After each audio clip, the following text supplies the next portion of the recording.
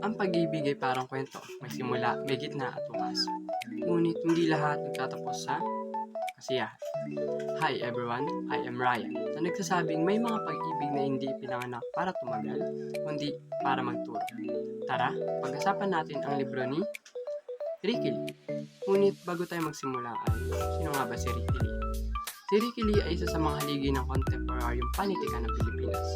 Siya ay higit na kilala bilang isang mahusay na manunulat ng nobela at screenwriter na nagbibigay buhay sa mga kwentong sumasalamin sa tunay na karanasan ng mga Pilipino sa pag-ibig, sakit, pakikibaka at pag-asa.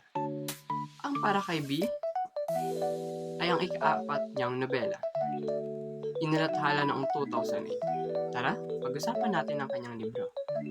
Ang Para kay B ay naglalaman ng iba't ibang kwento ng pag-ibig na tila magkakahiwalay sa simula, ngunit unti-unting nagdurugtong sa isa't isa. Ang sentrong tauhan ay si Lucas, isang manunulat na patuloy na naghahanap ng kasagutan sa misteryo ng pag-ibig sa pamamagitan ng kanyang mga isinusulat. Sa bawat kabanata, may mga bagong tauhan, bagong karanasan at bagong anyo ng pagmamahalan na inilalahad. Ipinakikita sa nobela na ang pag-ibig ay hindi lagi masaya at hindi palagi nagtatapos sa sila na. May mga pag-ibig na ipinaglalaban ngunit nabigo. May mga pag-ibig na isinukay mahal pa. May mga pag-ibig na nanatiling alaala lamang. Ang karakter na si B ay nagsisilbing simbolo ng minamahal maaaring tao, alaala o pangarap na. Minsan nagbibigay sigla, ngunit minsan din nagdudulot ng sakit.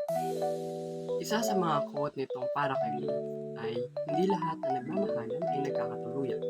At ang pag-ibig ay hindi palaging tungkol sa pag-angkit. Minsan ito ay tungkol sa pagpapalaya.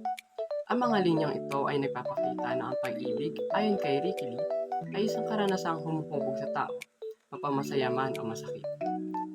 Sa kabuuan nitong Para kay B ay isang makabuluhan at makapangyarihang nobela na nagbibigay liwanag sa iba't ibang anyo ng pag-ibig at sa epekto nito sa pagkatao ng tao.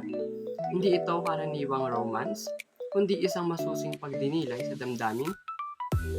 Kung naghahanap kayo ng libro magpapalalim sa inyong pag-unawa sa pag-ibig, buhay at pagkatao, ang Para kay B ay isang akdang lubos na inirerekomenda ko sa inyo.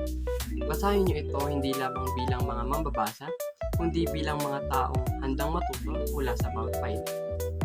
Ito ay may kakayahang mag-iba ng bakas sa isip at puso ng tao kung sino mang maglalakas loob na umunawa nito.